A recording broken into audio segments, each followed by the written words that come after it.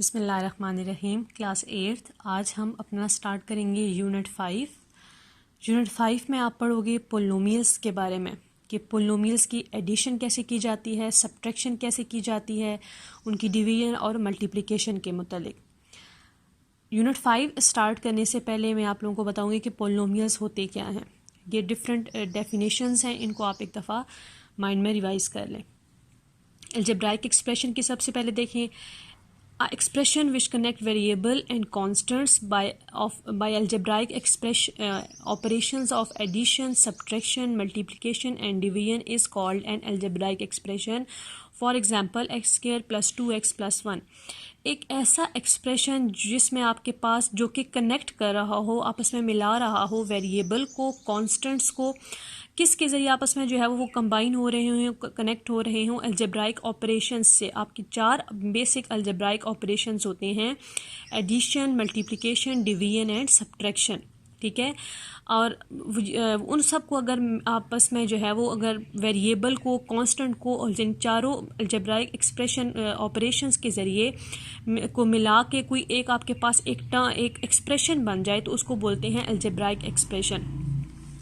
जैसे for example यहाँ पे आपको गिवन था x square plus 2x plus 1। अब ये देखिए, एक्स स्क्वायर एक टर्म थी आपके पास, 2x एक टर्म डिफरेंट टर्म थी और ये डिफरेंट टर्म थी। इन तीनों टर्म्स को आपस में कनेक्ट किया गया, आपस में मिलाया गया। किसके, कौन से साइन के साथ? एडिशन के साइन के साथ। ठीक है, यहाँ पे भी प्लस का साइन आ गया और यहाँ पे भी प्लस हो गया, तो ये कनेक्ट होकर एक पूरी एक्सप्रेशन बन गया है आपके पास। अब नंबर ऑफ टर्म्स इसमें काउंट करें तो ये नंबर ऑफ टर्म 1, ये 2 एंड 3, 3 नंबर ऑफ टर्म्स हैं आपके पास और वो तीनों अब कंबाइन हुई हुई हैं किस साइन के साथ? प्लस के साइन के साथ, एडिशन के साइन के साथ। ओके। अब इसी एग्जांपल में देखें तो x square plus 2x plus 1, इसमें ये जो x आ रहा है ये वेरिएबल है। ओके। एक्स वेरिएबल एक ऐसी जो है वो होती है, क्वांटिटी होती है जो कि अननोन क्वांटिटी को रिप्रेजेंट कर रहा होता है, जिसमें आप जो है वो have infinite number of values खुद जो है वो अज्यूम कर सकते हैं, जो कि अननोन को जो है वो शो कर रहा होता है। अब नेक्स्ट है आपके पास 2x। अब इसमें x वेरिएबल है, ये जो x के साथ आपके पास हमेशा टर्म आ रही होती है ये कोफिशिएंट कहलाती है। ओके। एक्स वेरिएबल, तो वेरिएबल के साथ वाली जो टर्म होगी, जो साथ नंबर होगा, वो आपके पास कोफिशिएंट कहलाता है। यहाँ एक्स के स्क्वायर के साथ कोई कोफिशिएंट नहीं, तो कुछ भी ना हो तो वो 1 होता है। इसके साथ 1 कोफिशिएंट था। यहाँ देखें एक्स के साथ जो है वो ये 2 आ रहा है, ये क्या है? ये इसका कोफिशिएंट है। तो इस कोफिशिएंट को आप लिटरल भी बोलते हैं। लिटरल एक ऐसी टर्म होती है जो कि वेरिएबल के साथ एज अ कोफिशिएंट यूज़ हो रही होती है, उसको आप क्या बोलते हैं? उसको लिटरल भी बोलते हैं। और 1 जो है आपके पास एक कांस्टेंट टर्म आ गई है। कांस्टेंट टर्म एक ऐसी टर्म होती है जिसकी नंबर ऑफ वैल्यू फिक्स होती है, मतलब ये पूरी एक्सप्रेशन में ये 1 को आप चेंज नहीं कर सकते हैं। 1 की वैल्यू एज इट इज़ ही रहेगी, ये फिक्स न्यूमेरिकल वैल्यू होती है इसकी 1। अब नंबर ऑफ टर्म, इसमें नंबर ऑफ टर्म्स कितनी है? 3 हैं, 1, 2 एंड 3। नंबर ऑफ टर्म्स 3 थी, इन तीनों को आपस में कंबाइन किया, कौन से साइन के साथ? एडिशन के साइन के साथ। ठीक है, तो ये कहलाता है अलजेब्राइक एक्सप्रेशन। आगे आपको कांस्टेंट की मैंने डेफिनेशन बता दी कि एक ऐसा सिंबल जिसमें इसकी जो वैल्यू होती है वो क्या होती है? न्यूमेरिकल वैल्यू फिक्स होती है। फॉर एग्जांपल 5x प्लस 7 में ये 5 और ये जो 7 है ये क्या है आपके पास? कॉन्स्टेंट्स हैं। ये x वेरिएबल है। ठीक है, तो ये जो साथ 5 आ रहा है इसको आप कह सकते हो कि ये जो है क्या है? लिटरल है, और इसको आप कोफिशिएंट भी बोल सकते हैं। ओके। वेरिएबल देखें, वेरिएबल क्या होता है? एक एज अ सिंबल होता है, जब जिसको आप यूजुअली एक लेटर से शो करते हैं, x लेटर से, y लेटर से, z लेटर से, that is use to represent the unknown, जो कि अननोन क्वांटिटी को क्या कर रहा होता है? रिप्रेजेंट कर रहा होता है। फॉर एग्जाम्पल 5x प्लस 7 में ये x क्या है? वेरिएबल है। Okay. Literal are the use to represent the coefficients. ये जो x के वेरिएबल के साथ ये जो कोफिशिएंट्स आ रहे होते हैं उनको रिप्रेजेंट करने के लिए जो सिंबल्स यूज़ होते हैं, अल्फ़ाबेट्स यूज़ होते हैं, इनको लिटरल्स बोलते हैं। For example ax square plus bx plus c। अब इसमें a और x ये तो वेरिएबल हैं, साथ ये जो कोफिशिएंट को रिप्रेजेंट करने के लिए मैंने अल्फ़ाबेट्स यूज़ किए, a और b, और यहाँ पे एक c भी आ रहा है, ये भी क्या कहलाएगा? लिटरल्स कहलाएंगे। ओके। अच्छा जी, आगे हमारा जो मेन फोकस है पोलिनोमियल्स पे। अब पोलिनोमियल क्या होते हैं? पोलिनोमियल एंड अलजेब्राइक एक्सप्रेशन ऐसा एक्सप्रेशन होता है which has finite number of terms, जिसमें नंबर ऑफ टर्म्स आपके पास फाइनाइट आए and the exponent of variables are whole number is called polynomial. एक ऐसा एक्सप्रेशन, अभी मैंने आपको बताया कि नंबर ऑफ टर्म्स क्या होती हैं, यहाँ पे आप डिफरेंट टर्म्स लिखें, ठीक है। ये मैंने यहाँ पे लिखा 3x, ठीक है, 3x स्क्वायर लिख लें, इधर आप लिख लें 4x और साथ लिख लें 7, ठीक है। ये नंबर ऑफ टर्म्स थी 3। इन नंबर ऑफ टर्म्स को मैं जो है वो कनेक्ट करूँगी, आपस में ज्वाइन करूँगी सब्ट्रैक्शन के साइन के साथ। ये मैंने सब्ट्रैक्शन का साइन लगा लिया, यहाँ पे भी लगा लिया। अब ये मेरे पास बन गया है अलजेब्राइक एक्सप्रेशन बन गया है। ये अलजेब्राइक एक्सप्रेशन तो है, तो ये अगर ये पोलिनोमियल भी है या नहीं है, तो पोलिनोमियल होने के लिए आपके पास उन्होंने 2 मेन कंडीशन बताई हैं कि एक अलजेब्राइक एक्सप्रेशन उस वक्त पोलिनोमियल होगा। एक उसकी कंडीशन तो ये है कि इसमें नंबर ऑफ टर्म्स जो होनी चाहिए वो फाइनाइट होनी चाहिए। मीन्स नंबर ऑफ टर्म्स ऐसी होनी चाहिए जो कि वो इनफाइनाइट ना हो, ऐसी हो जिनको आप काउंट कर सको। नंबर ऑफ टर्म्स कितनी है इसमें, 1, 2 एंड 3। फर्स्ट आपकी कंडीशन फुलफिल हो गई कि इसमें नंबर ऑफ जो है वो क्या है, नंबर ऑफ टर्म्स क्या है, फाइनाइट है। सेकंड उसने कंडीशन बताई है कि पोलिनोमियल्स होने के लिए सेकंड कंडीशन क्या होनी चाहिए कि इसमें ये जो एक्सपोनेंट, ये जो वेरिएबल की ये जो पावर आ रही है, ये क्या होनी चाहिए, होल नंबर होनी चाहिए। मीन्स कि होल नंबर मीन कि ये ज़ीरो, ये कोई नेगेटिव नंबर आपके पास नहीं होना चाहिए। ये ज़ीरो भी हो सकती है पावर इसकी, और इसकी पावर कोई पॉजिटिव नंबर भी हो सकती है, लेकिन इसकी पावर नेगेटिव नहीं होनी चाहिए। अगर किसी एक्सप्रेशन की पर जो है वो जो होगी पावर एक्सपोनेंट वो माइनस में चला जाता है, तो वो टर्म पोलिनोमियल नहीं रहती। फॉर एग्जांपल अगर मैं यहाँ पे लिखती हूँ 3y की पावर -2 प्लस 4y -2।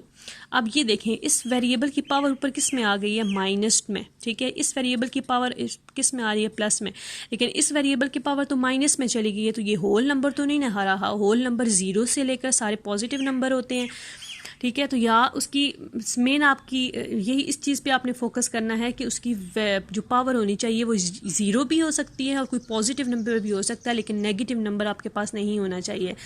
अगर आपसे पूछा जाए कि ये वाली पोलिनोमियल टर्म है या नहीं है, तो ये पोलिनोमियल नहीं है। पोलिनोमियल, फिर रिपीट कर रही हूँ कि पोलिनोमियल होने के लिए आपके पास 2 मेन कंडीशंस का होना ज़रूरी है। एक तो नंबर ऑफ टर्म्स फाइनाइट हों, और दूसरी जो इसमें टर्म्स की जो इसमें जो एक्सपोनेंट आ रहा हो वेरिएबल्स का, वो सारे पॉजिटिव नंबर होने चाहिए, नेगेटिव नंबर नहीं होने चाहिए। अगर मैं यहाँ पे लिखती हूँ 4y प्लस 2y -5, ठीक है। अब देखें, अब अगर इसको आप जनरल फॉर्म में लेके आएँ तो ये y जो है वो डिनोमिनेटर में आ रहा है, जब इसको ऊपर नोमिनेटर में लेके जाऊंगी तो ये इसकी पावर किस में चली जाएगी, नेगेटिव में चली जाएगी। पावर जो है वो रेसिप्रोकल में चली जाती है, पावर इसकी माइनस में चली जाएगी, प्लस 2y और -5। अब देखें ये पोलिनोमियल है या नहीं है। It is not a polynomial because exponent की जो है वो एक्सपोनेंट किस में चली गई है, माइनस में चली गई है। तो एक्सपोनेंट हमेशा पोलिनोमियल का किस में होना चाहिए, पॉजिटिव होना चाहिए। ओके, फिर एक दफ़ा रिपीट करवा देती हूँ। Algebraic expression which has finite number of terms, ऐसा एक्सप्रेशन जिसमें नंबर ऑफ टर्म्स ये फाइनाइट हो, और जो एक्सपोनेंट होना चाहिए वेरिएबल का वो क्या होना चाहिए, होल नंबर होना चाहिए। मीन 0 भी हो सकता है या फिर वो पॉजिटिव नंबर भी हो सकता है। जैसे आप 0 को आप माइंड में जो है वो सोच रहे हैं कि 0 का मतलब क्या होगा, कि फॉर एग्जाम्पल यहाँ पे सिंपल मैं 13 लिखती हूँ, ठीक है। अब इसके साथ कोई भी वेरिएबल तो नहीं आ रहा, मतलब वेरिएबल इसमें एक्सपोनेंट क्या है, 0 आ रहा है, तो वेरिएबल क्या है, 0 है, तो उसकी पावर भी 0 है, तो ये नंबर ऑफ टर्म तो 1 है ना, मतलब ये नेगेटिव में तो नहीं जा रही, तो ये भी क्या होगी, पोलिनोमियल होगी। ओके, अब स्टार्ट करते हैं अपनी एक्सरसाइज। एक्सरसाइज का फर्स्ट क्वेश्चन देखें, एडिशन आपने करनी है। ऐड किस किस को आपने करना है, 1 plus 2x plus 3x square, 3x -4 -2x square, x square -5x और प्लस 4। सबसे पहले आपने, क्योंकि ये आपको तीन एक्सप्रेशन गिवन है, ये फर्स्ट एक्सप्रेशन है, ये सेकंड एक्सप्रेशन है और ये थर्ड है। ओके, इन तीनों को आपने करना है ऐड। ऐड करने के लिए सबसे पहले आप कॉमा हटा के किस चीज़ का साइन लगाएंगे, एडिशन का, क्योंकि उन्होंने खुद बोला है कि आपने ऐड करना है। ये आपने फर्स्ट एक्सप्रेशन लिखा ब्रैकेट में, ये आपने प्लस का साइन लगाया, ये सेकंड वाला एक्सप्रेशन लिखा, ये आपने कॉमा हटा के प्लस का साइन लगाया, ये थर्ड वाला। अब जब आप ब्रैकेट हटाएंगे तो ब्रैकेट हटाने से पहले आपने ये चीज़ जो है वो इसको समझना है कि जिस ब्रैकेट के बाद आपके पास सब्ट्रैक्शन का साइन आ जाए तो उस ब्रैकेट के सारे साइन क्या हो जाते हैं, चेंज। लेकिन इस क्वेश्चन में ऐसा कोई जो है वो रूल नहीं है, ऐसा कोई जो है वो आपके पास कंडीशन नहीं आ रही कि किसी ब्रैकेट के बाद माइनस का साइन आ रहा हो, सबके बाद प्लस का साइन है, तो सिंपल ये ब्रैकेट आपके पास क्या हो जाएगी, हट जाएगी।